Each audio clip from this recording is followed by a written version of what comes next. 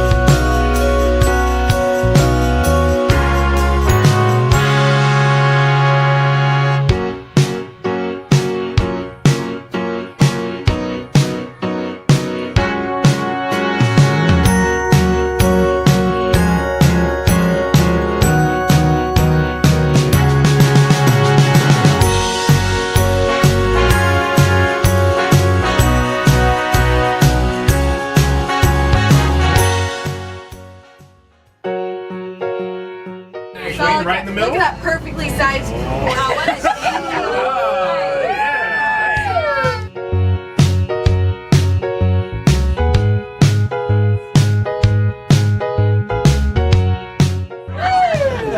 Brooke for the win. It's very good.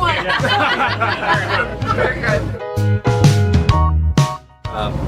There was tequila involved, so I may not remember your names. But I'd like to thank you for coming all the way to San Diego. Other than the two aunts and uncles that are here, that are fortunate enough to live here, I know you guys all came a long way, and we do appreciate it. I want to take this chance to welcome Malcolm to our family.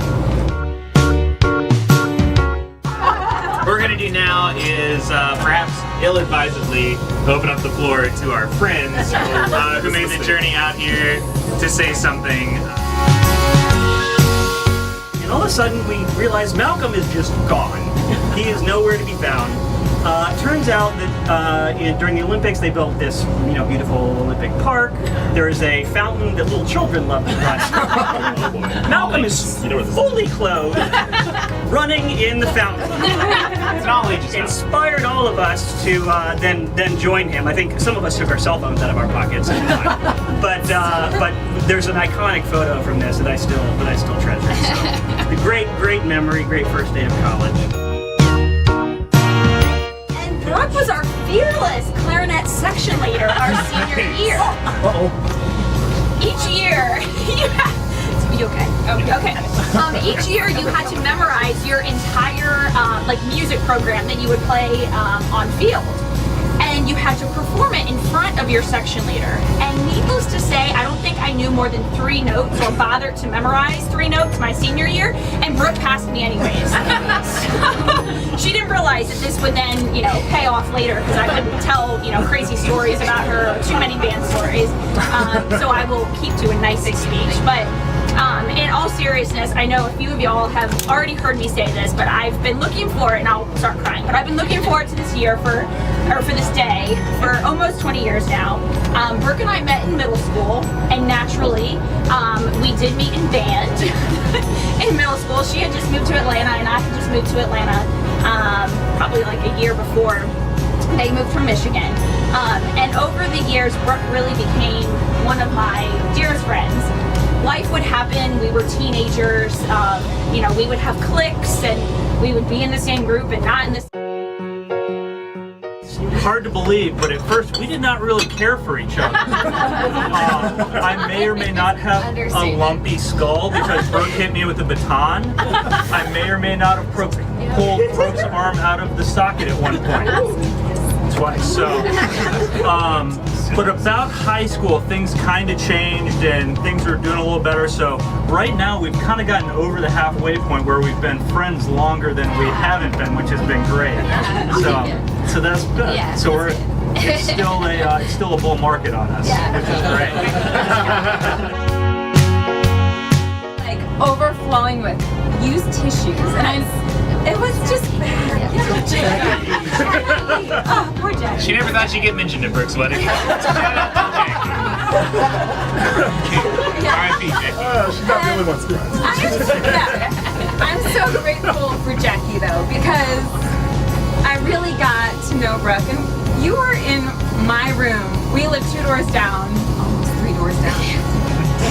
Yeah, from me, and it was like as soon as we met, she was like In your room all the time. Yeah.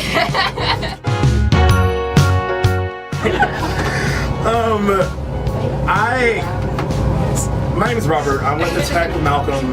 We're all in the same fraternity together. And I actually joined Delta Chi a semester after he did. And so being new in the group, there were always these guys who just had their natural cliques together, right? So me coming in just trying to figure out who's gonna be my clique, who's gonna be my crew, who's gonna be my people. And I remember just naturally gravitating towards Malcolm for several reasons. As I was starting to think about stories like will and won't tell today, I started to try and put together a common theme throughout all of them. I think it's a lot of the notes that Nick hit on earlier, but it's also a lot of the opposite things that she hit on earlier when describing you. I don't know if you guys have been to other weddings with Malcolm, but he's always that person to go speech, speech, speech, and then stand up himself and give a speech. Right? People were asking for it. We've got several continue our rest and recovery, which is great news to me. We are not quite like you. Need 5 years recovery. Yeah, but the one thing about Brooke is I moved around a lot, and I made friends, fell out of friendships just because I don't keep in touch very well. And Brooke really makes an effort to keep up the friendship. I actually remember both of us moved away from Atlanta. A lot of our friends stayed in Atlanta. And I remember like spending time with you during those summers and being like, wow, I actually feel really at home here. I feel really good. I feel really supported. Feel really, Malcolm with his working for a oil company was very generous in hosting me at many hotels for weddings and stuff like that. But you were on, I remember even after that when I finally got to meet Jules and she came and visited. Malcolm and Brooke were the first friends that she met, along with Andy, and she said, you seem really at home. You seem really home with your friends. And I think that's because you're really good, Malcolm, about building the friendships with all of us and keeping us really fun and out of studying and out of being too serious. And so I'm really thankful for that. This goes uphill from here, though. In the conversations, Malcolm eventually came up. He's very important to Kathy. The tail end of what she had to say about Malcolm ended with, and he is like really super smart. Like really smart. When at the time, I was still trying to impress Kathy. So I said, I have friends that have connections at the Smithsonian Institute because of the research that they do. I have friends who have rewritten the code on which the internet runs. And she said, well, Malcolm has 3 Quiz Bowl rings. Scoreboard. Dynasty. And she immediately followed up with, and he's amiable, and he's talkative, and he really cares about his friends, and he cares about me.